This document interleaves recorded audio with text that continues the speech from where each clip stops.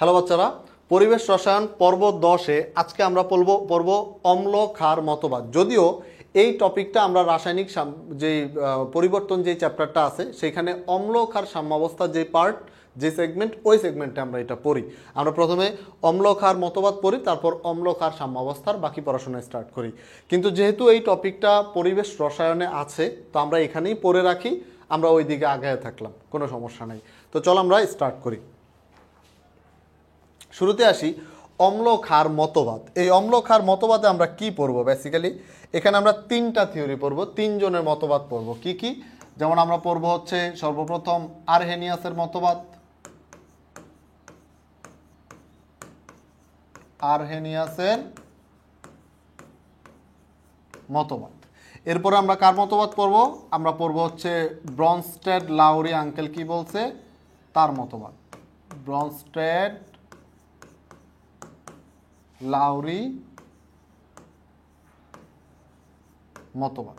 ঠিক আছে, এরপর আমরা যাব কার কাছে? আমাদের আধুনিক যেই মতবাদ সেটা কার? সেটা হচ্ছে লুইস আঙ্কেলের মতবাদ, লুইস আঙ্কেলের মতবাদ। তো এই যে তিনটা মতবাদ অম্ল ক্ষার মতবাদের, যে আরহেনিয়াসের মতবাদ, ব্রনস্টেড লাউরি মতবাদ এবং লুইসের মতবাদ, এই তিনটা মতবাদ আমরা পড়বো এবং তিনটা মতবাদ কে কি বলছে না বলছে এগুলা ক্লিয়ার হইলে আমাদের অম্ল ক্ষার নিয়ে আর কোনো ঝামেলা হবে না। বলে রাখি এই মতবাদগুলো কেন ইম্পর্টেন্ট, কারণ এমসিকিউতে এই জিনিসগুলো আসে যে নিচের কোনটি ব্রনস্টেড লাউরির মতবাদ অনুসারে অ্যাসিড, কোনটি লুইসের ক্ষার, কোনটি আরহেনিয়াসের অম্ল। হ্যাঁ, এইরকম এমসিকিউতে প্রচুর পরিমাণ 1 কোটি বার আসছে এরকম কোশ্চেন। সো আমরা এই টপিকগুলো এই কোশ্চেনগুলো যাতে অ্যান্সার করতে পারি এই জন্য এই থিওরিগুলো আমরা একটা করে পড়বো। ওকে, তো শুরুতে আসি। শুরুতে আমরা কারটা পড়বো? আরহেনিয়াসের মতবাদ। কার মতবাদ? আরহেনিয়াসের মতবাদ। তো আরহেনিয়াস সাহেব বলছে যে অ্যাসিড বা ক্ষার, অ্যাসিড বা বেজ এরা কারা? বলছে অ্যাসিড যে জলীয় দ্রবণে প্রোটন দান করে, আর ক্ষারকে যে জলীয় দ্রবণে হাইড্রোক্সিল দান করে। তাহলে আমাদের আরহেনিয়াস আঙ্কেলের মতবাদ অনুসারে ধর আমরা একটা অ্যাসিড নিলাম, হ্যাঁ, বা আমরা হচ্ছে বেজ নিলাম, ক্ষার নিলাম। ঠিক আছে, নিয়ে আমরা কি করলাম? এই অ্যাসিড আর বেজকে আমরা কোথায় দিলাম? জলীয় দ্রবণে দিলাম। ঠিক আছে, জলীয় দ্রবণে দিলাম। দিলে আমাদের আঙ্কেলের মতবাদ অনুসারে কে কি করবে? কে কি করবে? একজন প্রোটন দিবে, আরেকজন কি দিবে? আরেকজন হচ্ছে ক্ষার দিবে, একজন হাইড্রোক্সিল দিবে। তাহলে আমরা কি করলাম? অ্যাসিড নিলাম, বেজ নিলাম, এটাকে ধর আমরা দিয়ে দিলাম হচ্ছে জলীয় দ্রবণে। কোন দ্রবণে? জলীয় দ্রবণে নিলাম, পানিতে দিলাম আর কি, সোজা হিসাব। ঠিক আছে, তো পানিতে দিলে এখন আমাদের এই যে আরহেনিয়াস আঙ্কেল বলছে যে অ্যাসিড, বলছে যে অ্যাসিড কি করবে? অ্যাসিড হচ্ছে H+ দান করবে, H+ দান করবে। এখন এরা কারা যারা H+ দান করে? তো তাদের নামগুলো আমরা একটু দেখে নিই। এই যে যেমন ধর হাইড্রোক্লোরিক অ্যাসিড, সালফিউরিক অ্যাসিড, তারপরে মনে কর ফসফরিক অ্যাসিড, নাইট্রিক অ্যাসিড,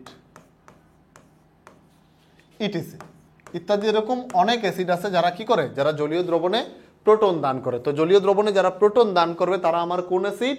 তারা হচ্ছে আমার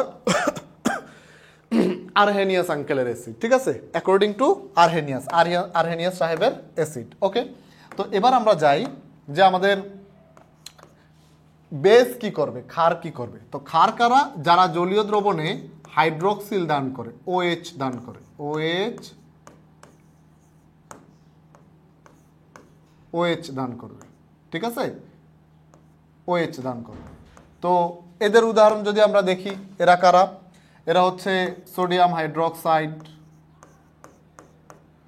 পটাশিয়াম হাইড্রোক্সাইড, তারপরে ধর অ্যামোনিয়াম হাইড্রোক্সাইড, ইটিসি, আর অনেক আছে, ইত্যাদি লিখে দিলাম। ঠিক আছে, এখন দুনিয়াতে যত অম্ল ক্ষার আছে সব কি এই তথ্য দিয়ে ব্যাখ্যা করা যায়? সব কি এই তথ্য দিয়ে ব্যাখ্যা করা যাবে? যাবে না, কারণ দুনিয়ায় যত অম্ল আছে সবাই ডিরেক্ট H+ দান করে না, দুনিয়ায় যত বেজ আছে সবাই ডিরেক্ট OH মাইনাস দান করে না, আরও বিভিন্ন অ্যাঙ্গেলে তারা অ্যাসিড বেস হিসেবে কাজ করতে পারে। সো আমরা দেখব আরহেনিয়াস সাহেব যে কথাটা বলছে, কেন আরহেনিয়াসের মতবাদ, কেন ব্রনস্টেড লাউরি মতবাদ, কেন লুইসের মতবাদ, অর্থাৎ আরহেনিয়াস বলার পরেও লুইস, ব্রনস্টেড লাউরি এদের কথা কেন শুনতে হয়েছে। দ্যাট মিনস উনি যেটা বলছে এখানে কোনো না কোনো ঝামেলা ছিল, তাই না? তো আমরা এবার একটু ঝামেলাগুলো দেখব। প্রথমে তো আমরা এটা বুঝছি যে আরহেনিয়াসের মতবাদ অনুসারে অ্যাসিড কারা, বেস কারা। জলীয় দ্রবণে যারা H+ দান করবে তারা অ্যাসিড, যারা OH মাইনাস দান করবে তারা বেস। উদাহরণ কি? এই যে এরা, ঠিক আছে? এবার আয়, এই আরহেনিয়াস সাহেব যে বলছে যে এরা এরা অ্যাসিড, এরা এরা বেস, এখানে কি কি সীমাবদ্ধতা ছিল ওই জিনিসটা আমরা একটু দেখব, ঠিক আছে? তো ফার্স্ট অফ অল আরহেনিয়াস সাহেব বলছে যে জলীয় দ্রবণে প্রোটন যারা দান করবে তারা হচ্ছে কি অম্ল, কিন্তু জলীয় দ্রবণে H+ এর অস্তিত্ব নাই। H+ এর কি নাই? অস্তিত্ব নাই। এরা কি হিসাবে অবস্থান করে? H3O+ হিসাবে অবস্থান করে। তো জলীয় দ্রবণে তুই গিয়ে দেখবি যে সবাই হচ্ছে H3, অর্থাৎ হাইড্রোনিয়াম আয়ন হিসাবে আছে। তাহলে যদি আমরা ভুল ধরতে চাই কারো কথায়, H+ যা H3O+, হাইড্রোনিয়াম আয়নও একই কথা, দুইটা বেসিক্যালি একই কথা, হয়তো H+টা ফ্রি হিসাবে থাকে না, H3O+ হিসাবে থাকে। কিন্তু তুই যখন কারো দোষ ধরবি তখন ওই ক্ষুদ্র ক্ষুদ্র বিষয়ও দোষ হিসেবে টেনে নিয়ে আসতে পারবি। সিমিলারলি এইখানে উনি যে কথাটা বলছে যে জলীয় দ্রবণে H+ দিবে, তো H+ আসলে জলীয় দ্রবণে H+ অস্তিত্ব নাই, এখানে H3O+ হিসাবে অবস্থান করে, ঠিক আছে? এটা একটা ফল্ট। এরপর আসি নন অ্যাকোয়াস সলিউশন, এটা কার্যকর না। নন অ্যাকোয়াস সলিউশন বলতে আমরা কি বুঝাই? নন অ্যাকোয়াস মানে যেটা অ্যাকোয়াস না, যেটা জলীয় দ্রবণ না। নন অ্যাকোয়াস সলিউশন হচ্ছে সেই সলিউশন যেখানে পানির কোনো উপস্থিতি থাকে না, পানি থাকে না। এটা কেমন? যেমন 98% glacial acetic acid. 98% glacial acetic acid কি একটা নন অ্যাকোয়াস সলিউশন। এটা একটা উদাহরণ হচ্ছে কি 98% গ্লেসিয়াল অ্যাসিটিক অ্যাসিড, এই যে এরকম, ঠিক আছে?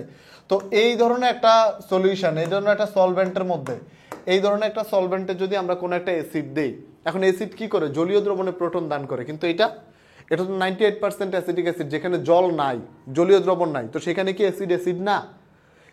এই দ্রবণে সালফিউরিক অ্যাসিড দিলে কি সালফিউরিক অ্যাসিড অ্যাসিড না? সে কি নর্মাল পানি হয়ে যাবে? সেই সালফিউরিক অ্যাসিড কি খাওয়া যাবে?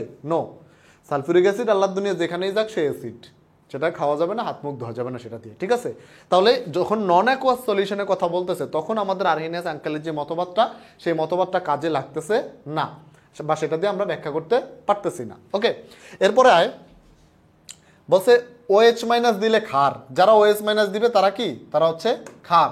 কিন্তু অ্যামোনিয়া, অ্যামিন এরা তো OH- দেয় না, এরা তো ডিরেক্ট OH- দেয় না। তাহলে এদের যেই ক্ষার ধর্ম সেটা ব্যাখ্যা করা যায় না। ক্লিয়ার? এরপরে আয় এই যে ফেরাস সালফেট, তারপরে zinc sulphate, copper sulphate, aluminium trichloride, এই যে এদের যেই জলীয় দ্রবণ, হ্যাঁ, এদের জলীয় দ্রবণগুলা কীরকম? অম্লধর্মী। আবার দেখ সোডিয়াম কার্বনেট, এই সোডিয়াম কার্বনেটের দ্রবণ কীরকম? ক্ষারধর্মী। কিন্তু এই জিনিসগুলো আমাদের আরহেনিয়াসের যে তত্ত্ব আছে এই তত্ত্ব দিয়ে ব্যাখ্যা করা যায় না। ক্লিয়ার? তাহলে এইটাও একটা প্রবলেম। এরপর আসি H3PO4 অর্থাৎ ফসফরিক অ্যাসিডের মনোসোডিয়াম লবণ। মনোসোডিয়াম লবণ কোনটা? এই যে এইটা মনোসোডিয়াম মানে কি? একটা সোডিয়াম, অর্থাৎ এখানে H3PO4 ছিল, সেখানে একটা হাইড্রোজেনকে একটা সোডিয়াম যদি রিপ্লেস করে এটাকে বলা হয় মনোসোডিয়াম লবণ। কার? এই যে H3PO ফসফরিক অ্যাসিডের মনোসোডিয়াম লবণ। আবার যদি আমরা দুইটা হাইড্রোজেন নেই, মানে সরাই ফেলি, রিপ্লেস করি দুইটা সোডিয়াম দিয়ে, তখন এটাকে বলা হয় ডাইসোডিয়াম লবণ। কি লবণ? ডাইসোডিয়াম লবণ। এখন সমস্যাটা কোথায়? সমস্যাটা হচ্ছে এই যে মনোসোডিয়াম যে লবণ এটা অম্লধর্মী, কিন্তু ডাইসোডিয়াম যে লবণ সেটা ক্ষারধর্মী। এসব ব্যাখ্যা দেয়া যায় না, ঠিক আছে? এসব ব্যাখ্যা দেয়া যায় না। তো মনোসোডিয়াম লবণটা কি? এটা হচ্ছে অম্লধর্মী, আর ডাইসোডিয়াম যে লবণটা সেটা কি? সেটা হচ্ছে ক্ষারধর্মী। এসব কি করা যায় না?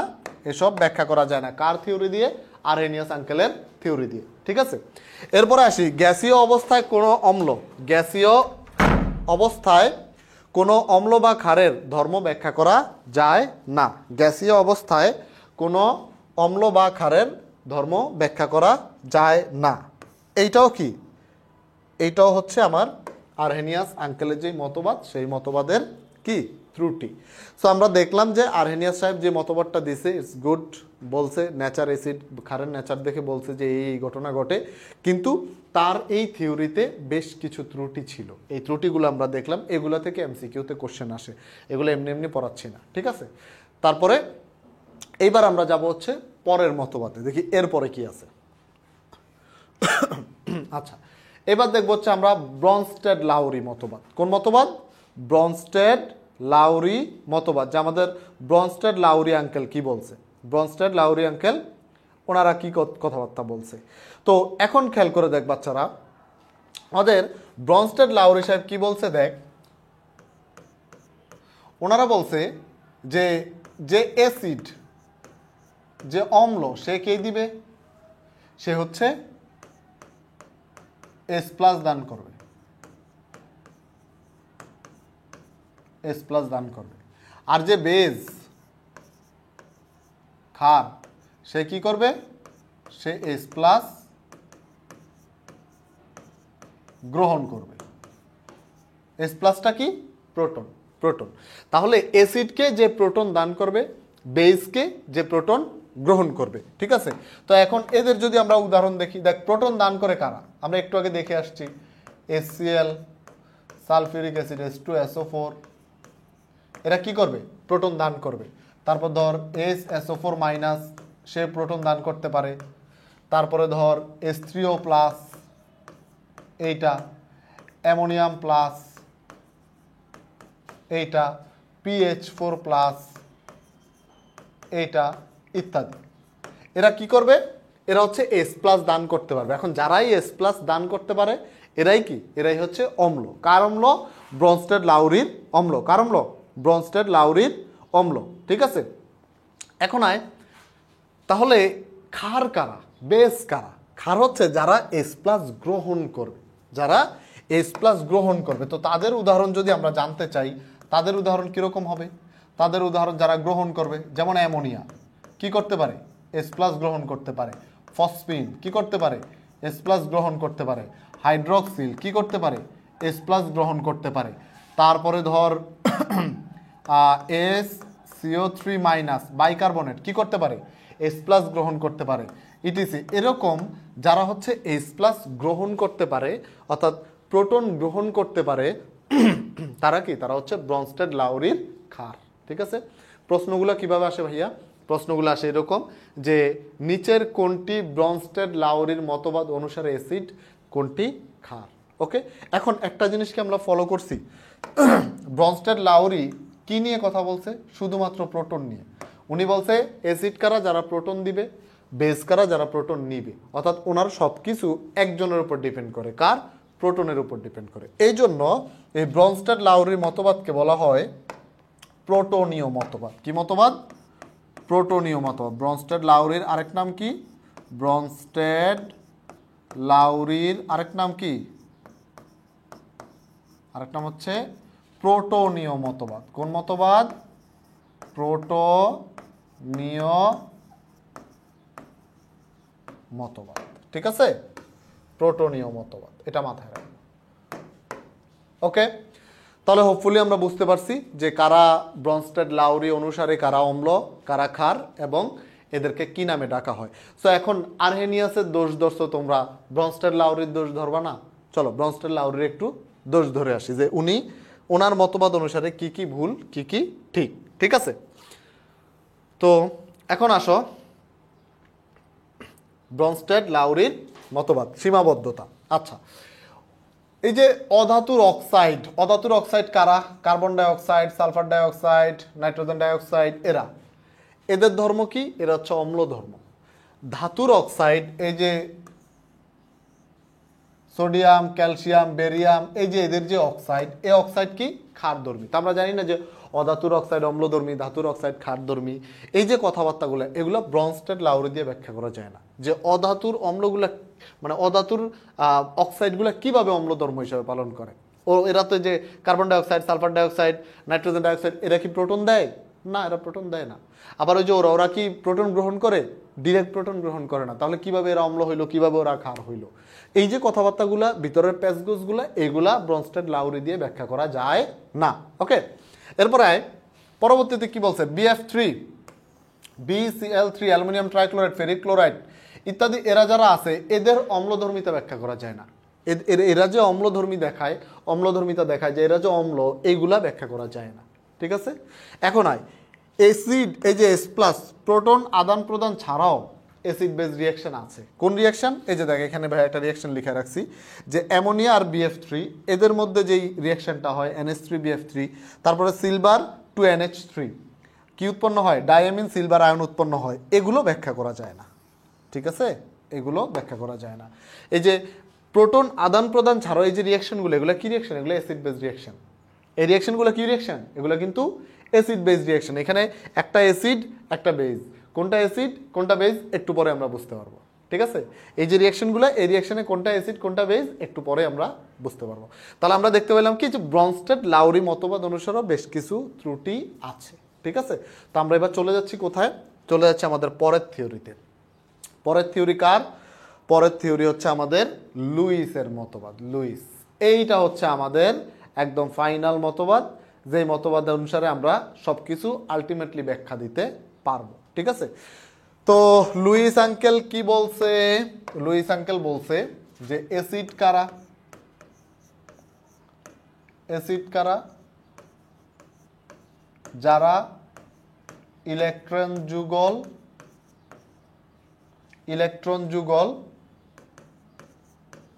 গ্রহণ করবে। ইলেকট্রন যুগল গ্রহণ করবে। বেস কারা? ক্ষার কারা? ক্ষার হচ্ছে যারা ইলেকট্রন যুগল দান করবে। ইলেকট্রন যুগল দান করবে। তাহলে লুইস খেললো সব থেকে সেফ জোনের খেলাটা। সব থেকে সেফ জোন কি? কেমিস্ট্রির এই যে এত এত বিলকি জিলকি, এত মানে ভুংচুং, এত ইলাবোরেশন, এই সব কিছুর মূলে যেই শয়তানের বাচ্চাটা আছে সেটা কে? সেটা হচ্ছে ইলেকট্রন, তাই না? আধুনিক কেমিস্ট্রির মূল ভিত্তিটা কি? মূল ভিত্তিটা হচ্ছে ইলেকট্রন। তো লুইস আঙ্কেল গেছে ওই ইলেকট্রনের ওয়েতে, যে না আমরা প্রোটন বুঝি না, আমরা হাইড্রোক্সিল বুঝি না, এইটা বুঝি না ওইটা বুঝি না, আমরা কি বুঝি? আমরা বুঝি হচ্ছে অ্যাসিড যারা তারা ইলেকট্রন যুগল গ্রহণ করবে, বেস যারা, ক্ষার যারা তারা হচ্ছে ইলেকট্রন যুগল দান করবে। ঠিক আছে, এই জন্য এই লুইস আঙ্কেলের যে মতবাদটা, এই মতবাদটাকে বলা হয় আধুনিক মতবাদ। কোন মতবাদ?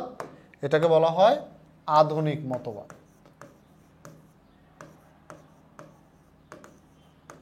শুধু আধুনিক মতবাদই না, এটা কিসের উপর ভিত্তি করে ভাইয়া? এটা হচ্ছে ইলেকট্রনের উপর ভিত্তি করে, এই জন্য এটাকে বলা হয় ইলেকট্রনীয় মতবাদ। ইলেকট্রনীয় মতবাদ, ইলেকট্রনীয় মতবাদ। ঠিক আছে, তো এইবার আসো যে লুইসের অ্যাসিড কারা, লুইসের বেস কারা, এই জিনিসটা আমরা একটু দেখে নিই যে লুইসের অ্যাসিড কারা, লুইসের বেস কারা। ওকে, আমরা তো এইটুকু বুঝতে পারছি। এবার যাই আমরা কারা লুইস অ্যাসিড, কারা লুইস বেস। আচ্ছা, লুইসের সীমাবদ্ধতাটা আমরা একটু পরে আসতেছি। দেখি লুইস অ্যাসিড কারা, লুইস বেস কারা। প্রথমে আসি লুইস অ্যাসিড। লুইস অ্যাসিড, আমরা একটা টার্ম শিখে আসছিলাম ছোটবেলায়, অষ্টক সংকোচন। কি? অষ্টক সংকোচন। এই যাদের অষ্টক সংকোচন ঘটে তারা হচ্ছে আমাদের লুইস অ্যাসিড। তাহলে লুইস অ্যাসিড কারা? যাদের অষ্টক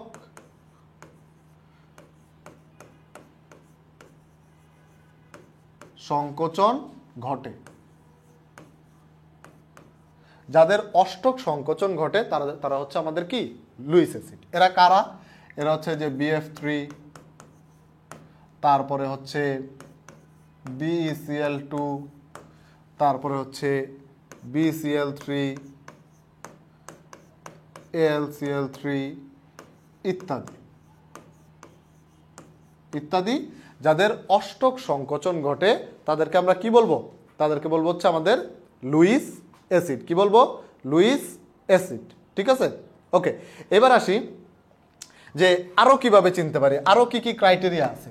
তো আরেকটা ক্রাইটেরিয়া যদি আমরা লিখি এরকম, যে কেন্দ্রীয় পরমাণুতে যাদের ফাঁকা ডি অরবিটাল থাকে তাদের ক্ষেত্রে অষ্টক তাদের ক্ষেত্রে কি ঘটে? অষ্টক সম্প্রসারণ ঘটে। কেন্দ্রীয় পরমাণুতে যাদের ফাঁকা ডি অরবিটাল আছে তাদের ক্ষেত্রে অষ্টক সম্প্রসারণ হয়। তাহলে অষ্টক সম্প্রসারণ হলেও কি লুইস অ্যাসিড হিসেবে কাজ করবে? লুইস অ্যাসিডের মানে ক্রাইটেরিয়া জিনিসটা কি হচ্ছে? ইলেকট্রন গ্রহণ করতে হবে। তো অষ্টক সংকোচন বলতে আমরা কি বুঝি? যে শেষ শক্তি স্তরে কয়টা ইলেকট্রন থাকার কথা? 8টা ইলেকট্রন থাকার কথা, কিন্তু 8টা ইলেকট্রন নাই। তো তারা কি করবে? আরও এক্সট্রা ইলেকট্রন গ্রহণ করতে পারবে। তো ওই যারা এক্সট্রা ইলেকট্রন গ্রহণ করার অ্যাবিলিটি রাখে তাদেরকে আমরা বলি কি? লুইস অ্যাসিড, তাই না? একদম সিম্পলি যদি বলি। এখন অষ্টক সম্প্রসারণ যাদের ঘটে তাদের ক্ষেত্রে তারা কি করতে পারে? ইলেকট্রন উল্টা ডোনেট করার অ্যাবিলিটি থাকে, এরকম কি? তাহলে ইলেকট্রন যদি আমরা অষ্টক সম্প্রসারণ ঘটে সেক্ষেত্রে কিভাবে লুইস অ্যাসিড হইতে পারে? অষ্টক সম্প্রসারণ ঘটার ফলেও কিভাবে ইলেকট্রন অ্যাকসেপ্ট করতে পারে? ব্যাপারটা একটু ভিন্ন অ্যাঙ্গেলে চিন্তা করতে হবে যে ইলেকট্রন অ্যাকসেপ্ট করে বলেই অষ্টক সম্প্রসারণ ঘটে। কোথায়? এই কেজে। এবং সেটা কিভাবে? সেটা হচ্ছে দেখ, যাদের কেন্দ্রীয় পরমাণুতে ফাঁকা ডি অরবিটাল থাকে, কেন্দ্রীয় পরমাণুতে ফাঁকা ডি অরবিটাল থাকলে অষ্টক সম্প্রসারণ ঘটে। অষ্টক সম্প্রসারণ ঘটতে পারে। ফলে কি করে? ফলে লুইস অ্যাসিড হিসাবে কাজ করে। অ্যাসিড হিসাবে কাজ করে। এরা কারা ভাইয়া? হ্যাঁ, এদের ক্ষেত্রে উদাহরণটা কি হবে? যে যাদের অষ্টক সম্প্রসারণ ঘটে ফলে এরা লুইস অ্যাসিড হিসাবে কাজ করে। যেমন ধর সিলিকন টেট্রাফ্লোরাইড, তারপর ধর PCl3, তারপরে ধর কার কথা বলবো আর FeCl3, তারপর ধর সালফার ট্রাইঅক্সাইড ইত্যাদি। তো এদের ক্ষেত্রে কি হয়? এদের ক্ষেত্রে এরা হচ্ছে কি করতে পারে? এরা হচ্ছে আমার লুইস অ্যাসিড হিসেবে কাজ করতে পারে। ইলেকট্রন কেন্দ্রীয় পরমাণুতে ফাঁকা ডি অরবিটাল থাকে, ইলেকট্রন গ্রহণ করতে পারে। সেটা কিভাবে আমি একটু পরে এক্সাম্পল দিয়ে দেখাবো, ঠিক আছে? আপাতত ভাইয়া যা বলছি এটা বিশ্বাস কর, ঠিক আছে? বিশ্বাস কর। ওকে, তাহলে আমরা লুইস অ্যাসিড দেখলাম কারা? যাদের অষ্টক সংকোচন ঘটে তাদের আমরা 2-4টা উদাহরণ দেখলাম। তারপর কেন্দ্রীয় পরমাণুতে ফাঁকা ডি অরবিটাল থাকলে অষ্টক সম্প্রসারণ ঘটতে পারে, এদের ক্ষেত্রে আমরা 2-1টা উদাহরণ দেখলাম। এরপরেও আর কি হতে পারে দেখ, এরপরে যদি আমরা আরেকটা উদাহরণ দেই, 3 নাম্বার, ধর যারা ক্যাটায়ন তারাও লুইস অ্যাসিড হিসেবে কাজ করতে পারে, যারা ক্যাটায়ন। হ্যাঁ, তো যেমন ধর H+ ক্যাটায়ন, তারপর ধর কপার 2+, আয়রন 2+, কোবাল্ট 3+, ধর আমি ইত্যাদি লিখে দিলাম। মানে হচ্ছে ক্যাটায়ন থাকলে হবে, ঠিক আছে? ক্যাটায়ন থাকলে সেটাকে আমরা কি করব? Luis acid. এখন এখানে অনেক ক্যাটায়ন তুই উদাহরণ দিতে পারবি, ক্যাটায়নের তো শেষ নাই, তাই না? তো যেই ক্যাটায়নই হোক সেই ক্যাটায়নই আমরা কি করব? লুইস অ্যাসিড হিসাবে কাউন্ট করব। তো এইগুলা গেল হচ্ছে আমাদের লুইস অ্যাসিড। এবার আমরা যাব কোথায়? এবার যাব হচ্ছে লুইস বেজ। কোথায় যাব? Lewis base. কারা? লুইসের ক্ষার। কারা? লুইসের ক্ষার, ঠিক আছে? ওকে, আয় লুইস ক্ষার কারা? প্রথমে 1 নাম্বার, যারা নিউট্রাল যৌগ, প্রশম যৌগ, যাদের কেন্দ্রীয় পরমাণুতে কি আছে? লোন পেয়ার অফ ইলেকট্রন আছে। যাদের কি আছে? লোন পেয়ার অফ ইলেকট্রন আছে বা মুক্ত জোন আছে। তো সংক্ষেপে লিখলাম আমি, যাদের লোন পেয়ার আছে। এরা কারা ভাইয়া? এরা হচ্ছে এই যে অ্যামোনিয়া NH3, তারপরে ধর ফসফিন PH3, পানিতে কয় জোড়া? 2 জোড়া। তারপরে ধর অ্যামিন RNH2, তারপরে ধর অ্যালকোহল ROH ইত্যাদি। এরা কি? এরা সবাই হচ্ছে, এদের এক্সট্রা ইলেকট্রন আছে, লোন পেয়ার ইলেকট্রন আছে। এরা কি করতে পারবে? এরা লোন পেয়ার ইলেকট্রন দান করতে পারবে। আর লোন পেয়ার ইলেকট্রন শেয়ার করা, লোন পেয়ার ইলেকট্রন দিয়ে নতুন বন্ডিং তৈরি করা, রিঅ্যাকশন করা ইত্যাদি কাজগুলো কারা করে? লুইস খার করে। ঠিক আছে, কে করে? লুইস খার করে। এখন হয় নেক্সটে যাই, 2 নাম্বার। 2 নাম্বার হচ্ছে অ্যানায়ন। আমাদের অ্যানায়ন যারা, তারাও লুইস খার হিসাবে কাজ করতে পারে। যেমন কে? ক্লোরাইড, ব্রোমাইড, হাইড্রোক্সাইড, সায়ানাইড ইত্যাদি ইত্যাদি। ঠিক আছে, তাহলে এখন দেখ বাচ্চারা, আমরা লুইস অ্যাসিডের উদাহরণ দেখলাম, লুইস বেজেরও উদাহরণ দেখলাম। হ্যাঁ, লুইস বেজেরও উদাহরণ দেখলাম যে কারা লুইস অ্যাসিড, কারা লুইস বেজ। তা আমি যদি একটা সিম্পল উদাহরণ দেই, খেয়াল করে, একটা সিম্পল উদাহরণ দিয়ে বোঝানোর ট্রাই করি জিনিসগুলা কেমন আসলে। ধর এইখানে ধর 2NH3, এটার কি আছে? মুক্তজোর অ্যাসিড আছে, মুক্তজোর ইলেকট্রন আছে। সাথে ধর সিলভার আয়ন, ক্যাটায়ন। ঠিক আছে, এই দুটো মিলে কি তৈরি হয়? এই দুটো মিলে তৈরি হয় হচ্ছে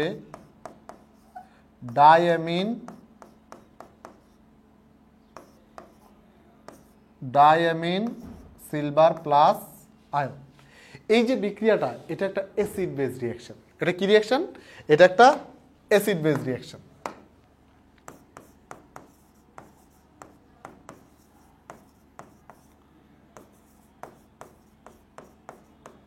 অ্যাসিড বেস রিঅ্যাকশন। এই যে অ্যাসিড বেস রিঅ্যাকশন, এখানে অ্যাসিডকে বলতো ভাইয়া, এই অ্যাসিড বেস রিঅ্যাকশনে অ্যাসিডকে, এইখানে আমাদের লুইস আঙ্কেলের মতবাদ অনুসারে, অ্যাকর্ডিং টু লুইস, অ্যাসিড কে ছিল? লুইস আঙ্কেলের মতবাদ অনুসারে যারা লোন পেয়ার অফ ইলেকট্রন যাদের আছে, যারা lone pair of electron share করতে পারে, তারা হচ্ছে আমার কি? অ্যাসিড। কোন acid? Lewis, sorry, base. Lewis base. যারা lone pair of electron donate করতে পারে তারা হচ্ছে, বা যাদের লোন পেয়ার অফ ইলেকট্রন আছে তারা কি? Luis base. আর যারা অ্যাকসেপ্ট করতে পারে, খাইতে পারে ইলেকট্রন যুগল, তারা হচ্ছে অ্যাসিড। তো এখানে লোন পেয়ার অফ ইলেকট্রন আছে কার? অ্যামোনিয়ার। তাহলে অ্যামোনিয়াটা এখানে কি? অ্যামোনিয়া হচ্ছে এখানে বেজ বা ক্ষার। আর এই যে সিলভার প্লাস, সেইখানে কি? সেইখানে হচ্ছে অ্যাসিড। অ্যাসিড। কোন অ্যাসিড? Lewis acid. কোন বেজ? Lewis base. আর এই যে রিঅ্যাকশনটা, এটা কি রিঅ্যাকশন? এটা হচ্ছে অ্যাসিড বেজ রিঅ্যাকশন। এখন এইটাও যে একটা অ্যাসিড বেজ রিঅ্যাকশন, এটা আসলে লুইসের মতবাদ না জানলে আমরা এটা বুঝতে পারতামই না, এবং এটা বোঝা সম্ভব ছিল না। বুঝতে পারছি আমরা বিষয়টা? এই জন্যই ব্রনস্টেড, লাউরি, তারপরে হচ্ছে আরহেনিয়াস, এদের পরেও আমাদের লুইসের মতবাদ পর্যন্ত আসতে হয়েছে। ঠিক আছে, সো হোপফুলি আমরা আমাদের লুইস আঙ্কেলের যেসব কথাবার্তা আছে, লুইস আঙ্কেল কি বলছে, কেন বলছে, এবং লুইস আঙ্কেলের থিওরিটা কিভাবে কাজ করে, এই জিনিসগুলো আমরা বুঝতে পারছি। ঠিক আছে, এবার একটা ছোট্ট জিনিস তোদেরকে দেখাই, যে যেমন ধরে যে সালফার ট্রাইঅক্সাইড, এরা যারা আছে, এরা কিভাবে লুইসের অ্যাসিড হিসাবে কাজ করে। যেমন এখানে আমরা লিখছি যে যাদের কেন্দ্রীয় পরমাণুতে ফাঁকা ডি অরবিটাল আছে, তারা কিভাবে লুইস অ্যাসিড হিসাবে কাজ করে, তাই না? তো এরকম একটা এক্সাম্পল দেখাই। তার আগে এই যে লুইসের মতবাদের যে সীমাবদ্ধতা, এইখানে আসলে তেমন আহামরি সীমাবদ্ধতা না, তবে একটা জিনিস কি খেয়াল করছিস কিনা তোরা, লুইস আঙ্কেল কি বলছে, যে যারা ইলেকট্রন ডোনেট করতে পারে, লোন পেয়ার অফ ইলেকট্রন যাদের আছে, তারা হচ্ছে বেজ, যারা অ্যাকসেপ্ট করতে পারে তারা হচ্ছে অ্যাসিড। তো সেই হিসাবে আসলে এই যে ধর সালফিউরিক অ্যাসিড, তারপরে নাইট্রিক অ্যাসিড, আরো যারা আছে যারা প্রোটন দান করে ইত্যাদির যে অম্ল ধর্ম, এগুলা ব্যাখ্যা করা যায় না, এগুলার ব্যাখ্যা হয় না। কেন হয় না? কারণ এরা তো ওই যে, এরা কার অ্যাসিড, কার অম্ল, এরা কার অম্ল? এরা হচ্ছে ব্রনস্টেড, লাউরি মতে এরা অম্ল, তারপরে আরহেনিয়াস মতে এরা অম্ল। আবার যেসব বেস যারা হাইড্রোক্সিল দান করে, তাদের ব্যাখ্যাও আমরা কি লুইসের মতবাদ অনুসারে দিতে পারি না। বাট যেইগুলা কেউই দিতে পারে না, ওইগুলো সব কিন্তু লুইস ডিরেক্ট দিয়ে দিছে। তো এই জন্য লুইসের সীমাবদ্ধতা অতটা ইম্পর্টেন্ট না, কারণ এখানে মেজর কোনো সীমাবদ্ধতা নাই, খুবই সিম্পল জিনিস। তো এইখানে ভাই হচ্ছে যেই জিনিসটা তোদের একটু দেখাইতাম, সেটা হচ্ছে এরকম। দেখ, ধর আমার সালফার ট্রাইঅক্সাইড, ধর এইটা সালফার ট্রাইঅক্সাইড, এটার সাথে মনে কর আমরা যোগ করব হচ্ছে OH মাইনাস। এইটা যোগ করলে কি উৎপন্ন হবে? উৎপন্ন হবে HSO4 মাইনাস। এখন এই সালফার ট্রাইঅক্সাইডটা এটা কিভাবে লুইস অ্যাসিড হিসেবে কাজ করে খেয়াল কর। এটা কাজ করে এইভাবে, দেখ বাচ্চারা, সালফার ট্রাইঅক্সাইড, তাই না? এই যে সালফার, এটা হচ্ছে ধর এই একটা অক্সিজেন, এই আরেকটা অক্সিজেন, এই আরেকটা অক্সিজেন, এর সাথে আমরা কি দিব? OH মাইনাস দিব, তাই না? OH minus. তো OH মাইনাসটা কীরকম? এই যে OH মাইনাস, এইখানে লোন পেয়ার ইলেকট্রন, এখানে লোন পেয়ার ইলেকট্রন। তো এই দুইটা মিলে কি উৎপন্ন হয় দেখতো ভাইয়া? এই যে মাইনাসটা, এই যে লোন পেয়ার ইলেকট্রনটা, এটা কই যায়?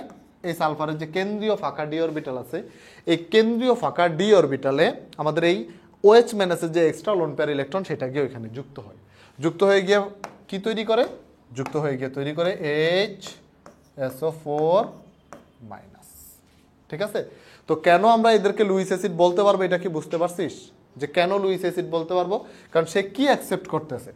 সে lone pair of electron accept করতেছে, গ্রহণ করতেছে। আর হাইড্রোক্সিল মাইনাস সে কি করতেছে? লোন পেয়ার ইলেকট্রন দান করতেছে। তো আমার এইখানে এই জায়গাটাতে আমার এই সালফার ট্রাইঅক্সাইড, এটা কি? এটা হচ্ছে আমার অ্যাসিড। কার অ্যাসিড?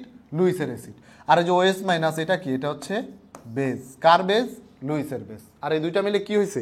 এই দুইটা মিলে হয়েছে আমাদের কি অ্যাসিড বেস রিঅ্যাকশন, এবং এরা লুইস অ্যাসিড বেস হিসেবে কাজ করে। ঠিক আছে? সো হোপফুলি আমরা লুইস আঙ্কেলের মতবাদ বুঝতে পারছি। তো এবার আমরা চলে যাই আমাদের পরের টপিকে। আচ্ছা, অনুবন্ধী অম্ল, অনুবন্ধী ক্ষার, এই জিনিসটা কি বাচ্চারা একটু খেয়াল কর। অনুবন্ধী অম্ল, অনুবন্ধী ক্ষার, এটাকে একটু খেয়াল কর। অনুবন্ধী অ্যাসিড, অনুবন্ধী ক্ষার। আচ্ছা, এই যে অনুবন্ধী অম্ল, অনুবন্ধী ক্ষার, এই যে টপিকটা, এই টপিকটা ব্যাখ্যা করা হয় ব্রনস্টেড লাউরি মতবাদ দিয়ে। কোন মতবাদ দিয়ে? ব্রনস্টেড লাউরি মতবাদ দিয়ে। ওকে, তো কিছু জিনিস আমি একটু এখানে লিখি আগে, এরপরে ব্যাখ্যা করতেছি। এটা কোন মতবাদ দিয়ে ব্যাখ্যা করা হয়? এটা ব্যাখ্যা করা হয় ব্রনস্টেড লাউরি দিয়ে।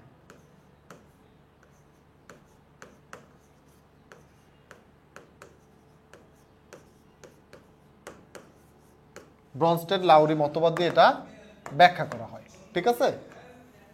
এই যে এটা ব্রনস্টেড লাউরি দিয়ে ব্যাখ্যা করা হয়। এখন এই যে অনুবন্ধী অ্যাসিড, অনুবন্ধী ক্ষার, ইংরেজিতে এগুলোকে কি বলা হয়?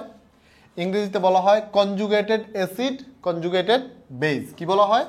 Conjugated acid, conjugated base.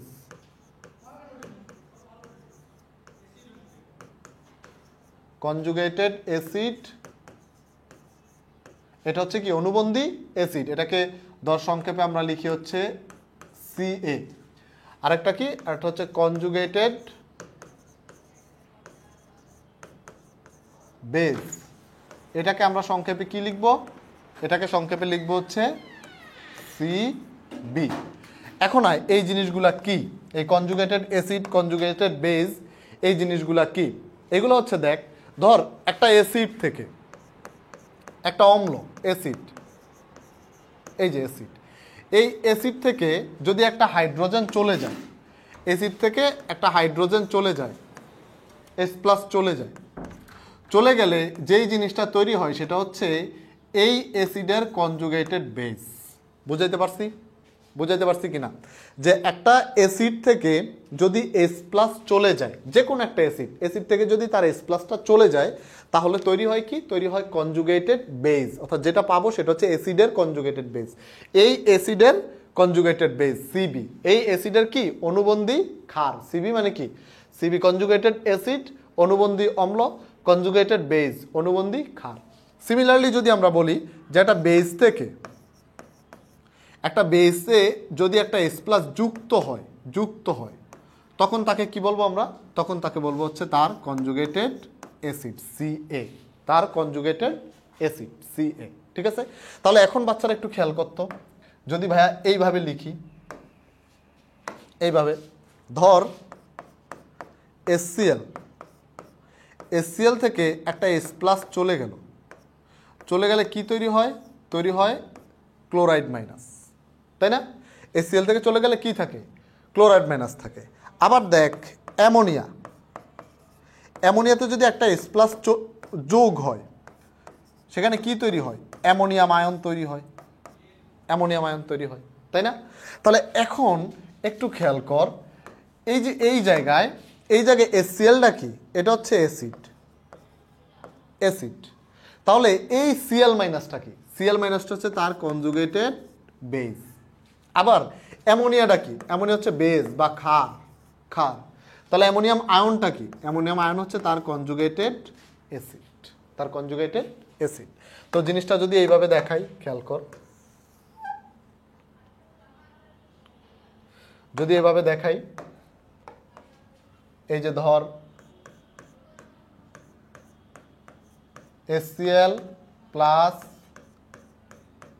Ammonia, দুইটা মিলে কি তৈরি হয়? তৈরি হয় ধর অ্যামোনিয়াম আয়ন সাথে ক্লোরাইড, এই যে এটা, ঠিক আছে? এখন বাচ্চারা দেখতো এইখানে এই HClটা কি? এটা হচ্ছে আমার অ্যাসিড। অ্যামোনিয়াটা কি? এটা হচ্ছে আমার বেস, বেস। এখন এই HCl থেকে একটা H প্লাস চলে যাওয়ার পরে কি তৈরি হয়? ক্লোরিন তৈরি হয়। তাহলে ক্লোরিনটা কি? আমার অ্যাসিডের কনজুগেটেড বেস, সিবি, সিবি। আর অ্যামোনিয়ার সাথে একটা প্রোটন যুক্ত হওয়ার পর কি তৈরি হয়? NH4 প্লাস তৈরি হয়। তাহলে NH4 প্লাসটা কি? আমার কনজুগেটেড অ্যাসিড, কনজুগেটেড অ্যাসিড, ঠিক আছে? যেমন যদি সিম্পলি আমরা দেখাই জিনিসটা এরকম না, দেখতো যে আমাদের এই HCl থেকে যে আমরা Cl মাইনাস পর্যন্ত আসছি, কিভাবে আসছি? একটা H প্লাস মাইনাস করে, অর্থাৎ এখানে কি হয়েছে? Minus H plus, minus H plus, H plus. আবার আমরা যে ধর এইখানে এই অ্যামোনিয়া থেকে কোথায় গেছি? অ্যামোনিয়াম আয়নে গেছি। এইদিকে আমরা কিভাবে গেছি? এইদিকে গেছি হচ্ছে একটা H প্লাস যুক্ত করে, প্লাস H প্লাস। ক্লিয়ার? তাহলে একটা HCl থেকে, এটা একটা প্রোটনের খেলা, আর কিচ্ছু না। একটা অ্যাসিড থেকে একটা প্রোটন চলে গেলে যেটা তৈরি হয় সেটা হচ্ছে অ্যাসিডের অনুবন্ধী ক্ষার, অ্যাসিডের অনুবন্ধী ক্ষার, অম্লের অনুবন্ধী ক্ষার, অ্যাসিডের কনজুগেটেড বেস। আর একটা ক্ষার থেকে, ক্ষারের সাথে যদি একটা H প্লাস যুক্ত হয় তাকে বলা হয় ক্ষারের অনুবন্ধী অম্ল, বেজের কনজুগেটেড অ্যাসিড, ঠিক আছে? সো হোপফুলি আমরা এই জিনিসটাই, টপিকটা পারবো, আমরা বুঝতে পারছি আশা করি, ঠিক আছে? যে অনুবন্ধী অম্ল কি, অনুবন্ধী ক্ষার কি, হ্যাঁ, এই জিনিসগুলো। আচ্ছা, তো এখন আরেকটা ছোট্ট ইনফরমেশন দেই।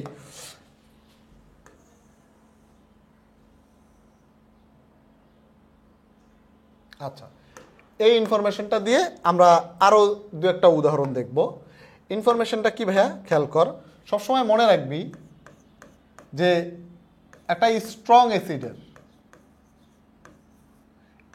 অ্যাসিডের যে অনুবন্ধী ক্ষার সেটা হবে উইক।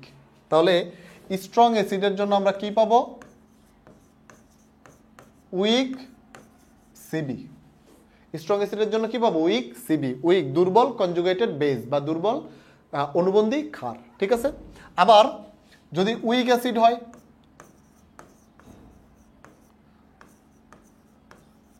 উইক অ্যাসিডের জন্য কি পাবো? স্ট্রং সিবি, স্ট্রং সিবি। তাহলে এবার তোরা বলতো, যদি শক্তিশালী ক্ষার হয় তাহলে তার যেই কনজুগেটেড অ্যাসিড Ca সেটা কি পাবো? সেটা হচ্ছে উইক, সেটা কি? উইক। আর যদি দুর্বল ক্ষার হয় তাহলে তার কনজুগেটেড অ্যাসিড কি হবে? স্ট্রং। তাহলে আমরা এখানে এক লাইনে লিখে দেই, সেম ফর বেজ, অর্থাৎ ক্ষারের জন্য একই নিয়ম। ক্ষারের জন্য কি? একই নিয়ম, যে strong acid weak CB, weak acid strong CB. ক্ষারের জন্য কি হইতো? Strong base weak Ca conjugated acid, আর উইক বেজ স্ট্রং Ca, ঠিক আছে?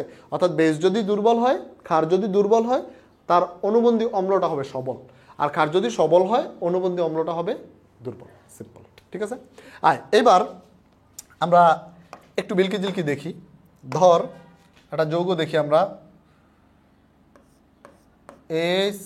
SO4 মাইনাস, এটা এইটা, ঠিক আছে? এখন খেয়াল কর,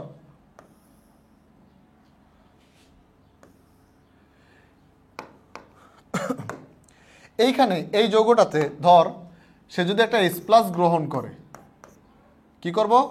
S প্লাস গ্রহণ করব, প্লাস S প্লাস, তাহলে আমাদের প্রোডাক্ট কি হয়? আমাদের প্রোডাক্ট হয় H2SO4, ঠিক আছে? আবার এই যৌগটা যদি একটা S প্লাস দিয়ে দেয়, বাদ দিয়ে দেয়, তাহলে কি উৎপন্ন হয়? SO4 2-। কখন? যখন একটা S প্লাস মাইনাস হয়ে যাবে। তাহলে খেয়াল করতো বাচ্চারা, সে যখন প্রোটন গ্রহণ করলো তখন সে কি? ক্ষার। আর তার পাশে যেটা তৈরি হয়েছে সেটা কি? তার অনুবন্ধী অম্ল, তাই না? সে যখন প্রোটন গ্রহণ করতেছে তখন সে কি হিসাবে কাজ করতেছে? সে একটা বেজ হিসাবে কাজ করতেছে। আর যেটা উৎপন্ন হইলো সেটা কি উৎপন্ন হইলো? সেটা উৎপন্ন হইলো তার কনজুগেটেড অ্যাসিড। ওকে, আবার সে যখন S প্লাস দান করতেছে তখন সে কি হিসাবে কাজ করতেছে? তখন সে কাজ করতে হচ্ছে অ্যাসিড হিসাবে। যেটা তৈরি হয়েছে সেটা কি? সেটা হচ্ছে তার কনজুগেটেড বেজ। এটা এতটুকু যদি বুঝোস তাহলে এই টপিকে তোরা বস, এটা নিয়ে আর কোনো প্যারাই খাওয়া লাগবে না, যদি এইটুকু যদি বুঝে ফেলিস। ক্লিয়ার? আচ্ছা, এখন দেখ, এই যে ডুয়াল নেচার একটা যৌগ, সে বেজ হিসাবেও কাজ করতেছে আবার অ্যাসিড হিসাবেও কাজ করতেছে। এই যে ডুয়াল নেচার, এদেরকে বলা হয় উভধর্মী পদার্থ। কি পদার্থ? উভধর্মী পদার্থ, যারা অ্যাসিডের সাথেও বিক্রিয়া করে, ক্ষারের সাথেও বিক্রিয়া করে। অ্যাসিডের সাথেও বিক্রিয়া করে, ক্ষারের সাথেও বিক্রিয়া করে। হ্যাঁ, এরা কারা? এরা হচ্ছে উভধর্মী। এগুলোর উদাহরণ আমরা দেখব। এরা হচ্ছে উভধর্মী।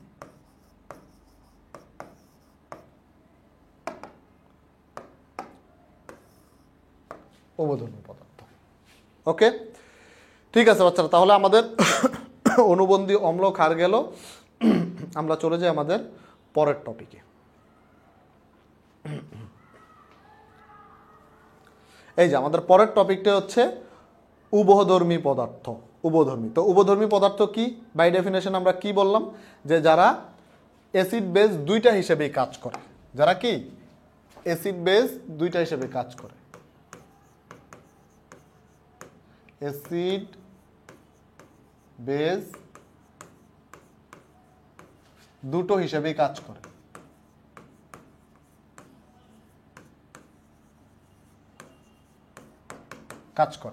যদি আমরা উদাহরণ দেই, ওরা কারা, কোত্থেকে এলো এরা? খেয়াল করে দেখ। যেমন ধর পানি, অ্যাসিড হিসাবেও কাজ করে, ক্ষার হিসাবেও কাজ করে। মাত্র যে উদাহরণ দিলাম SSO4- এইটা, তারপর SCO3-, তারপর H2PO4-, তারপরে ধর HS-।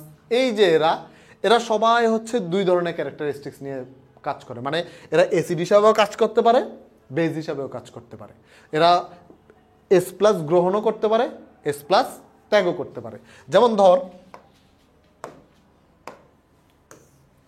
আমরা আমাদের পানির কথা যদি বলি। কার কথা? পানির কথা। পানি কি করে তুই খেয়াল কর। ধর H2O, পানিতে আমরা কি দিলাম? পানিতে ধর আমরা অ্যাসিড দিলাম। তো এখান থেকে কি উৎপন্ন হবে? এখান থেকে উৎপন্ন হচ্ছে H3O+, সাথে উৎপন্ন হবে ক্লোরাইড-। তো এই জায়গায় পানি কি করছে ভাইয়া?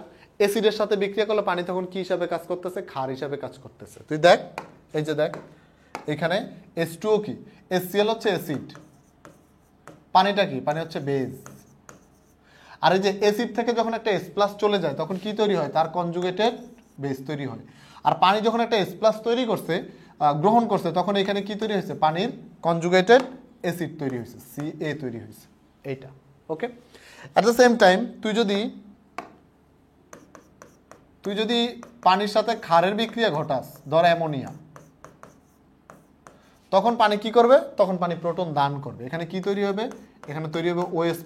পানি প্রোটন দান করছে, প্লাস অ্যামোনিয়াম আয়ন। এই জায়গায় আবার তুই দেখ ভাইয়া, এই জায়গায় এই পানিটা কি? H2O, পানি হচ্ছে আমার অ্যাসিড। অ্যামোনিয়া কি? অ্যামোনিয়া হচ্ছে বেজ। এবার পানি S প্লাস ত্যাগ করে যেটা হয়েছে সেটা কি? সেটা হচ্ছে Cb, আমার কনজুগেটেড বেজ। আর অ্যামোনিয়া H+ গ্রহণ করার ফলে যেটা হয়েছে সেটা হচ্ছে কি কনজুগেটেড অ্যাসিড। তাহলে এইভাবে সকল বিক্রিয়া আমরা এই জিনিসগুলো উদাহরণ হিসেবে দেখাইতে পারি। হ্যাঁ, সো হোপফুলি আমরা বুঝতে পারছি যে উভধর্মী পদার্থ কারা এবং তারা কিভাবে কাজ করে। ঠিক আছে, আর এক্সাম্পল দেখবি, আরেকটা দেখাই। ধর এই যে এটা এইচএস, এটা এই যে ভদ্রলোক, তারা আমরা কই কই দিতে পারি। দেখ, তারা আমরা H+ খাওয়াইতে পারি, তাই না? H+ যোগ করতে পারি, আবার H+ বিয়োগও করতে পারি। তো যদি H+ যোগ করি তাহলে প্রোডাক্ট কি হবে? প্রোডাক্ট হবে H2S। আর যদি H+ বিয়োগ করে দেই তাহলে প্রোডাক্ট কি হবে? প্রোডাক্ট হবে সালফাইড আয়ন। এখন কোথায় সে কি হিসাবে কাজ করছে? যখন H+ সে খাইছে তখন সে কি? তখন সে হচ্ছে বেজ। আর যখন H+ সে সেরে দিছে তখন সে কি? সে হচ্ছে অ্যাসিড। আর এই যে বেজ হিসাবে যখন কাজ করছে, H+ যখন গ্রহণ করছে তখন কি তৈরি হয়েছে? তখন তৈরি হয়েছে কনজুগেটেড অ্যাসিড। আর যখন অ্যাসিড হিসাবে কাজ করছে, H+ ত্যাগ করছে, তখন কি তৈরি হয়েছে? তখন তৈরি হয়েছে কনজুগেটেড বেজ। সো এইভাবে যদি আমরা চিন্তা করতে পারি, আমি জানি না, আমি হয়তো কঠিন ভাষায় বলছি কনজুগেটেড অ্যাসিড, কনজুগেটেড বেজ, এই সেই, কিন্তু জীবনে যদি কখনো এই লেকচারটা বুঝে যাস তাহলে এই জিনিসগুলো তোদের আর আশা করি কখনোই প্রবলেম হবে না। ঠিক আছে, তো এরপরে দেখি আমাদের জন্য কি ওয়েট করতেছে। আমরা মোটামুটি অনেক কিছুই দেখলাম। অ্যাসিড বেস থিওরি, আজকের ক্লাসটা পুরোটাই থিওরিটিক্যাল ক্লাস। অন্যান্য ক্লাসে কি ছিল? যে থিওরি ছিল, ম্যাথ ছিল, আমরা মিলাইতে পারতাম, করতাম, নিজেরা অ্যাপ্লাই করতাম। কিন্তু আজকে পুরো ক্লাসটাই হচ্ছে থিওরি ক্লাস। সো এই জন্য আজকে ক্লাসটা একটু হিমশিম হয়তো খাওয়া লাগতে পারে, বাট ধৈর্য ধরে বসে থাকতে পারলে হোপফুলি এখান থেকে দারুণ দারুণ কোশ্চেন হয় পরীক্ষা, এবং আমরা ইনশাল্লাহ অ্যান্সার করতে পারবো। তো চলে যাই আমরা পরেরটাতে। আচ্ছা, এইখানে এই যে অ্যাসিডের শক্তিমাত্রা যেই টার্মটা আছে, এটা আমরা অনেক জায়গায় কেমিস্ট্রি বিভিন্ন জায়গায় এই টপিকটা আমরা পড়বো বা পড়েছি বা সামনে আবারও পড়বো। তো এই জিনিসটা এখানে একটু শর্টে আমরা দেখাই দিতে চাই, একটু শর্টে দেখাবো, মানে অল্প স্বল্প কথাবার্তা দিয়ে এই জিনিসটা আমরা একটু ব্যাখ্যা করে দিব। ঠিক আছে, তো এখানে আমরা আলাপ আলোচনা করব 3 ধরনের অ্যাসিড নিয়ে। কয় ধরনের? 3 ধরনের। কি কি? একটা হচ্ছে অক্সি অ্যাসিড, হাইড্রাসিড, জৈব অ্যাসিড। ঠিক আছে, এই 3 ধরনের অ্যাসিড। তো বাচ্চারা প্রথমে অক্সি অ্যাসিড নিয়ে কাজ করি। অক্সি অ্যাসিডের শক্তিমাত্রা আমরা কিভাবে বুঝবো? তো আমরা এখানে প্রথমে যেই জিনিসটা কাউন্ট করবো ভাইয়া, সেটা হচ্ছে অক্সি অ্যাসিডের ক্ষেত্রে অক্সি অ্যাসিড কারা? যাদের মধ্যে হচ্ছে অক্সিজেন আছে। কি আছে? অক্সিজেন আছে। তো অক্সি অ্যাসিড কারা? যাদের অক্সি অ্যাসিডের যে কেন্দ্রীয় পরমাণু, ওই কেন্দ্রীয় পরমাণুকে ইংরেজিতে আমরা কি বলি? সেন্ট্রাল অ্যাটম বা CA। হ্যাঁ, কেন্দ্রীয় পরমাণু বা সেন্ট্রাল অ্যাটম CA। এই কেন্দ্রীয় পরমাণুর জারণ মান যত বেশি হবে, অক্সি অ্যাসিডের শক্তি তত বেশি হবে। কি বললাম? কেন্দ্রীয় পরমাণুর জারণ মান যত বেশি হবে, অক্সি অ্যাসিডের শক্তি তত বেশি হবে। মানে সেন্ট্রাল অ্যাটমের, এই যে সেন্ট্রাল অ্যাটম, এই সেন্ট্রাল অ্যাটমের আমরা কি দেখব? জারণ মান দেখব। কি দেখব? সেন্ট্রাল অ্যাটমের জারণ মান দেখব। তো সেন্ট্রাল অ্যাটমের জারণ মানের সাথে আমরা তুলনা করব কার? শক্তির। তো ভাইয়া, এই সেন্ট্রাল অ্যাটমের জারণ মান যত বেশি হবে, অ্যাসিডের শক্তি তত বেশি হবে। ঠিক আছে, সেন্ট্রাল অ্যাটমের জারণ মান যত বেশি হবে, অ্যাসিডের শক্তি তত বেশি হবে।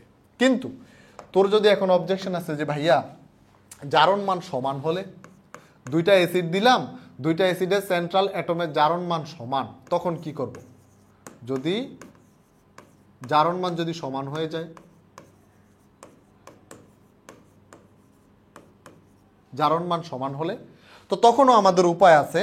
জারণ মান সমান হলে আমরা দেখব কেন্দ্রীয় পরমাণুর আকার, সেন্ট্রাল অ্যাটমের তখন কি দেখব? আকার দেখব। এই যে সেন্ট্রাল অ্যাটম, এটার কি দেখব? তখন দেখব আকার। এই আকার দেখে আমরা কিসের তুলনা করব? আকার দেখে আমরা শক্তির তুলনা করব। তো সেক্ষেত্রে কেন্দ্রীয় পরমাণুর আকার যত বড় হবে, অ্যাসিডের শক্তি তত কম হবে। ঠিক আছে, কেন্দ্রীয় পরমাণুর আকার যত বড় হবে অ্যাসিডের শক্তি তত কম হবে। তার মানে কি? তার মানে কেন্দ্রীয় পরমাণুর আকার যত ছোট হবে অ্যাসিডের শক্তি তত বড় হবে। কখন? যখন আমার জারণ মান সমান। জাস্ট এইটুকু জানলেই অক্সি অ্যাসিডের জারণ মানে কি বলে এটাকে, যে এই শক্তিমাত্রা আছে সেটা আমরা ইজিলি ব্যাখ্যা করতে পারবো। ঠিক আছে, তো আমরা একটু উদাহরণ দেখি। ধর আমাদেরকে দিল কি, আমাদেরকে দিল হচ্ছে পারক্লোরিক অ্যাসিড HClO4, তারপরে আমাদেরকে দিল হচ্ছে সালফিউরিক অ্যাসিড H2SO4, তারপর ধর নাইট্রিক অ্যাসিড HNO3 এইটা, তারপরে ধর আমরা দিতে পারি হচ্ছে H2CO3 এইটা। ঠিক আছে, তো এবারে আমরা একটু এগুলা জারণ মানগুলো দেখি, যেগুলা জারণ মান কি। কেন্দ্রীয় পরমাণু কি এখানে ক্লোরিন, ক্লোরিনের জারণ মান কত? 4টা অক্সিজেন, 4 দুগুণে 8, 1 বাদ দিলে +7। জারণ মান আমরা অন্য ক্লাসে শিখব। এখানে কত? এখানে হচ্ছে +6, এটাতে +5, আর এখানে কার্বনের 3 দুগুণে 6, 6 থেকে 2 গেলে থাকে 4 +4। তো এই 4টার মধ্যে ভাইয়া যদি আমরা তুলনা করি, আমরা কি জানি যে কেন্দ্রীয় পরমাণু জারণ মান যত বেশি শক্তি তত বেশি। তো জারণ মান সব থেকে বেশি এটা, তার মানে শক্তি এটা, তারপরে এটা শক্তি এটা, তারপরে এটা শক্তি এটা, শেষ, সিম্পল। ঠিক আছে, এবার আমাদের পরের নিয়মটা কি ছিল, যে ভাই যদি আমাদের জারণ মান সমান হয়ে যায়, যেমন ধর এইটা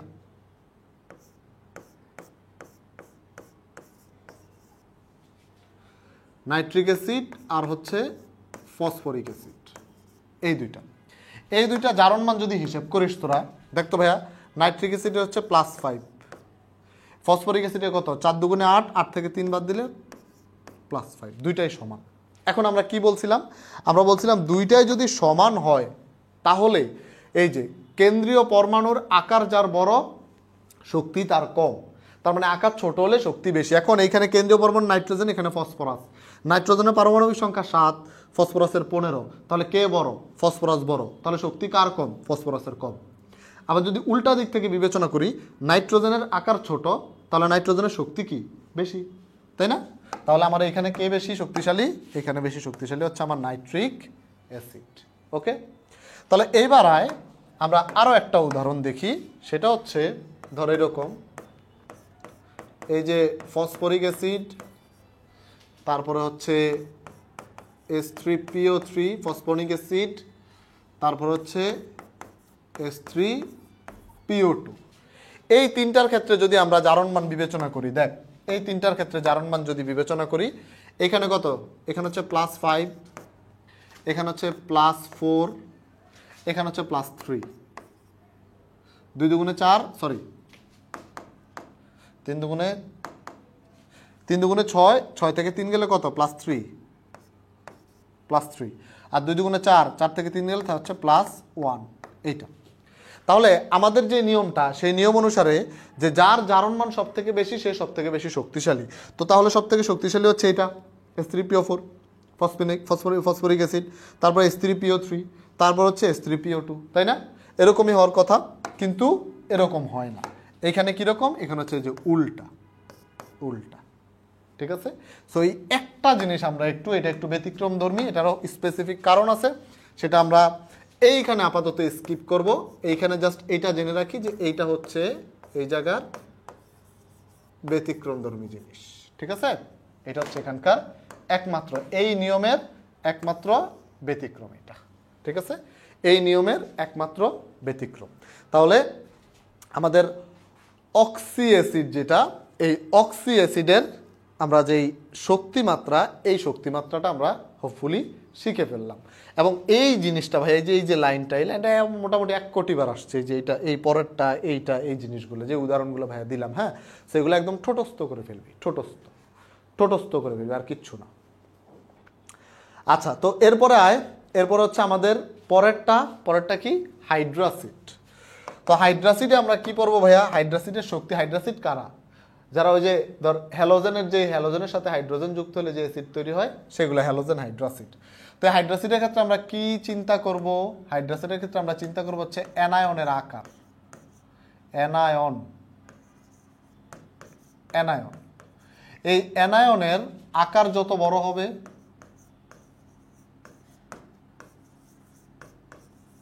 শক্তি তত বেশি হবে। ঠিক আছে, অ্যানায়নের আকার যত বড় হবে, অ্যানায়নের আকার যত বড় হবে অ্যাসিডের শক্তি তত বেশি হবে। অ্যানায়নের আকার যত বড় হবে অ্যাসিডের শক্তি তত বেশি হবে। ঠিক আছে, তো উদাহরণটা খুবই সিম্পল। দেখ এইখানে আমাদের হাইড্রোজেন আয়োডাইড, হাইড্রোজেন ব্রোমাইড, তারপর হাইড্রোজেন ক্লোরাইড, হাইড্রোজেন ফ্লোরাইড।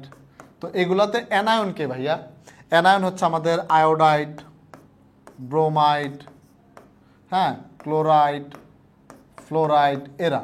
তো আমরা যদি বলি যে অ্যানায়নগুলা কে সবচেয়ে বড়, তাহলে সব থেকে বড় কে আয়োডাইড, তারপর ব্রোমাইড, তারপর ক্লোরাইড। তো সিমিলারলি যদি অ্যাসিডের কথা জিজ্ঞেস করি যে কোন অ্যাসিড সব থেকে বেশি শক্তিশালী, তাহলে সব থেকে শক্তিশালী আয়োডাইড, তারপর হাইড্রোজেন ব্রোমাইড, তারপর হাইড্রোজেন ক্লোরাইড, তারপর হাইড্রোজেন ফ্লোরাইড। সিম্পল। ঠিক আছে, তাহলে অ্যানায়নের আকার যত বড় অ্যাসিড তত শক্তিশালী, অ্যাসিড তত শক্তিশালী। ঠিক আছে, ওকে। তো এরপরে আসি আমরা জৈব অ্যাসিড। জৈব অ্যাসিডে অনেক কথাবার্তা আছে, অনেক কথাবার্তা বলা যায়, তবে আমরা একদম সিম্পলি ব্যাখ্যা করব। একদম সিম্পলি যদি ব্যাখ্যা করি তাহলে জৈব অ্যাসিডের ক্ষেত্রে আমরা দুইটা জিনিস মনে রাখবো। একটা হচ্ছে আকার, আকার, আকারের সাথে আমরা তুলনা করব শক্তি, এটা একটা। আরেকটা জিনিস আমরা মনে রাখবো যে হ্যালোজেনের সংখ্যা, হ্যালোজেন সাথে শক্তি। তো এই দুইটা জিনিস কি ভাইয়া? এই দুইটা জিনিসের শানে নজুল কি? যে জৈব অ্যাসিডের আকার যত বড় হবে শক্তি তত কম হবে। ঠিক আছে, জৈব অ্যাসিডের আকার যত বড় হবে শক্তি তত কম হবে। আবার জৈব অ্যাসিডে যত বেশি হ্যালোজেন থাকবে শক্তি তত বেশি হবে। তাহলে জৈব অ্যাসিড দুইটা জিনিসের উপর ডিপেন্ড করতেছে। একটা হচ্ছে তার নিজের আকার, আরেকটা কি? আরেকটা হচ্ছে হ্যালোজেনের উপস্থিতি। আরেকটা কি? আরেকটা হচ্ছে হ্যালোজেনের উপস্থিতি। তো চল আমরা একটু উদাহরণ দেখি। ফার্স্ট অফ অল ধর এইটা CH3COOH অ্যাসিডিক অ্যাসিড, সাথে আমরা দিলাম হচ্ছে CH3CH2COOH। তাহলে এই দুইটার মধ্যে কে বেশি শক্তিশালী ভাইয়া? খুবই সিম্পল, আকার যত বড় শক্তি তত ছোট, হ্যাঁ, শক্তি তত কম। তাহলে আকার যত ছোট শক্তি তত বেশি। এটা ইথানোয়িক অ্যাসিড, এটা প্রোপানোয়িক অ্যাসিড। বড় কোনটা? বড় হচ্ছে প্রোপানোয়িক অ্যাসিড, তাহলে শক্তি প্রোপানোয়িক অ্যাসিডের কম, ইথানোয়িক অ্যাসিডের বেশি। ঠিক আছে, এরপরে আয় ধর আরেকটা অ্যাসিড দিলাম আমি এরকম ClCH2COOH, ক্লোরো অ্যাসিডিক অ্যাসিড আর শুধুমাত্র অ্যাসিডিক অ্যাসিড CH3COOH। তো দেখ অ্যাসিডিক অ্যাসিডে কোনো হ্যালোজেন নাই, ক্লোরো অ্যাসিডিক অ্যাসিডে একটা হ্যালোজেন আছে। তো হ্যালোজেন থাকলে কি শক্তি বেশি? তাহলে এই ক্ষেত্রে শক্তি কার বেশি হবে ভাইয়া? এই ক্ষেত্রে শক্তি বেশি হবে হচ্ছে আমার এই যে ক্লোরো অ্যাসিডিক অ্যাসিডের, ক্লোরো অ্যাসিডিক অ্যাসিডের। ওকে, আচ্ছা আরও একটা উদাহরণ দিই। ধর তোকে দিয়ে দিল এইরকম এই CH2ClCOOH ক্লোরো অ্যাসিডিক অ্যাসিড, সাথে হচ্ছে CH2FCOOH অর্থাৎ ফ্লোরো অ্যাসিডিক অ্যাসিড। এবার তো দুইটাতেই হ্যালোজেন আছে, ক্লোরো অ্যাসিডিক অ্যাসিডেও হ্যালোজেন আছে, ফ্লোরো অ্যাসিডিক অ্যাসিডেও হ্যালোজেন আছে। ঠিক আছে, তাহলে এখন এই দুইটার মধ্যে কোনটা বেশি শক্তিশালী? তো এইখানে যেই হ্যালোজেনের তড়িৎ ঋণাত্মকতা বেশি সেই অ্যাসিড বেশি শক্তিশালী। তড়িৎ ঋণাত্মকতা কার বেশি ভাইয়া?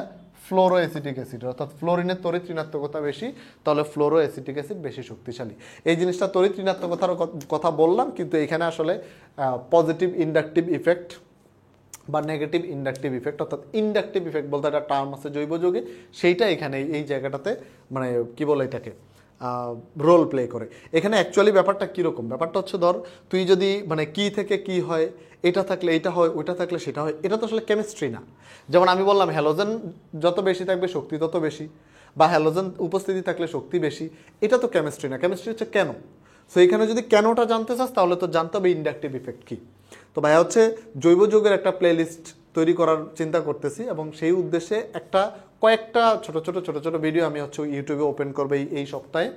সো ওইখানে ইন্ডাকটিভ ইফেক্ট নিয়ে হিউজ আলাপ আলোচনা আছে, এবং ওইখানে এই অ্যাসিডের শক্তিমাত্রা নিয়ে আমি কথাবার্তা বলছি।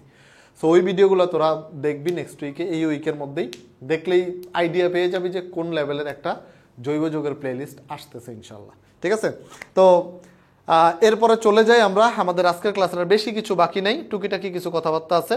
এগুলা হইলেই শেষ। তো দেখ পরেরটা হচ্ছে শক্তিশালী অ্যাসিড ও ক্ষার। এখন দেখ এখানে আমরা কি কি নিয়ে পড়াশোনা করছি, কোন অ্যাসিডের শক্তি বেশি, কোন অ্যাসিডের শক্তি কম, ইত্যাদি ইত্যাদি এগুলা, তাই না? এখন আয় কোন অ্যাসিডের মানে ধর শক্তিশালী অ্যাসিড, শক্তিশালী ক্ষার, এগুলো বুঝতে একটু বা মনে রাখতে আমাদের একটু সমস্যা হয়। তো এই জন্য আমরা কয়েকটা অ্যাসিড একটু মাথায় রাখবো যে যেগুলো শক্তিশালী অ্যাসিড। এই যে ধর তোর সামনে আসলো হচ্ছে perchloric acid HClO4, perchloric acid, তারপর হচ্ছে H2SO4, তারপর hydrogen iodide, hydrogen bromide, hydrogen chloride, nitric acid. হ্যাঁ, এদের যদি আবার সিরিয়াল করি এরা এরকম দেখ, এটা সব থেকে বেশি, তারপর এটা, তারপর তারপর তারপর এইরকম। তো এই যে অ্যাসিডগুলা এগুলো হচ্ছে তোর স্ট্রং অ্যাসিড। এগুলা কি? Strong acid. তাহলে এগুলার বাইরে বাকি যা আসবে তোর সামনে সেগুলা কি? শক্তিশালী না, সেগুলা দুর্বল বা মোটামুটি লেভেলের অ্যাসিড। ঠিক আছে, সেগুলা দুর্বল বা মোটামুটি লেভেলের acid.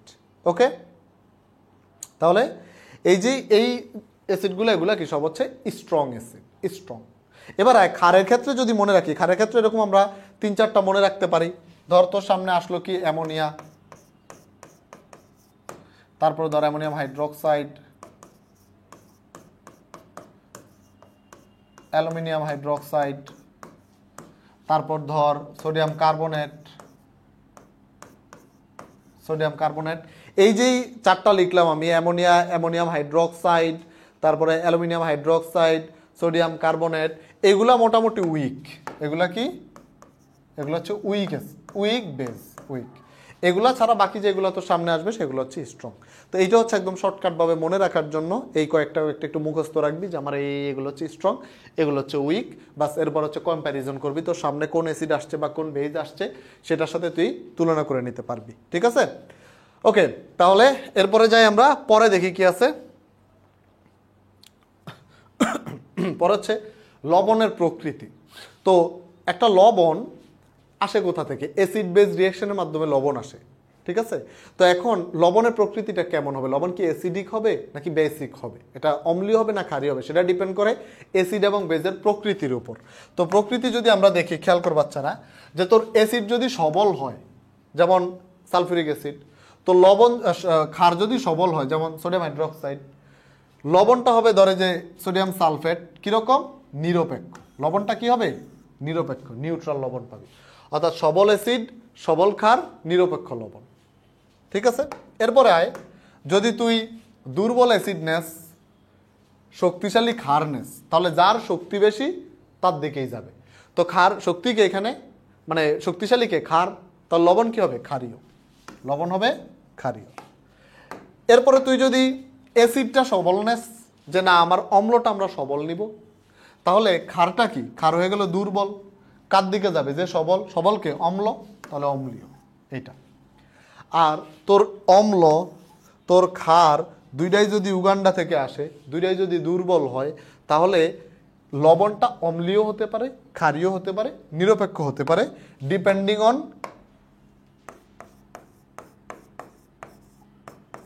Depending on the value of Ka Kb। অর্থাৎ আমার দুর্বল অম্ল, দুর্বল ক্ষারের যেই dissociation constant Ka Kb, acid dissociation constant, base dissociation constant, অর্থাৎ অম্ল বিয়োজন ধ্রুবক, ক্ষার বিয়োজন ধ্রুবক, এই যে জিনিসগুলা এগুলার মানের উপর ডিপেন্ড করে। ঠিক আছে, এটা মান বেশি হলে অম্লীয়, বেশি হলে বেশি শক্তিশালী, কম হলে কম শক্তিশালী, বা যদি কে দেয়া থাকে তাহলে বুঝবি এটা অম্লীয়, যদি কেবি দেয়া থাকে তাহলে বুঝবি ক্ষারীয়, যদি কিছু না দেয়া থাকে তাহলে বুঝবি নিরপেক্ষ। এই টাইপের ভাবে চিন্তা করা যায়। তো ঠিক আছে বাচ্চারা, এই কয়দিন তোদের সাথে যে ক্লাসগুলো নিয়েছিলাম সবই ছিল ম্যাথমেটিক্যাল ক্লাস, অর্থাৎ থিওরি পড়ছি, সূত্র অ্যাপ্লাই করে ম্যাথ করছি, ইন্টারেস্টিং ছিল। বাট আজকে যেই টপিকগুলো আমরা পড়াশোনা করলাম এগুলো সব কি? সব হচ্ছে থিওরিটিক্যাল জিনিস, তাই না? থিওরিটিক্যাল জিনিস। তো এই থিওরিটিক্যাল জিনিস হলো এখান থেকে প্রচুর কোশ্চেন আসে, এখান থেকে প্রচুর কোশ্চেন আসে। তো এই কোশ্চেনগুলো আমরা অ্যান্সার করার জন্য হলেও ক্লাসটা সুন্দর করে নিজেদের মতো করে পড়ে ফেলবো। ঠিক আছে, সো এটা গেল পর্ব 10। আর দুটো পর্ব আসে। একটা পর্বে আমি পড়াবো হচ্ছে পানির বিশুদ্ধতার মানদণ্ড, ওইখানে ওই টিডিএস থেকে শুরু করে বিওডি সিওডি ইত্যাদি ইত্যাদি যা আছে ওইগুলোর ম্যাথ ট্যাথ হতে শুরু করে সব করাবো।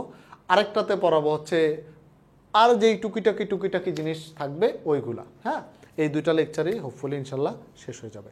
তো সবাই ভালো থাকি, সুস্থ থাকি, দেখা হচ্ছে নেক্সট ক্লাসে। আল্লাহ হাফেজ।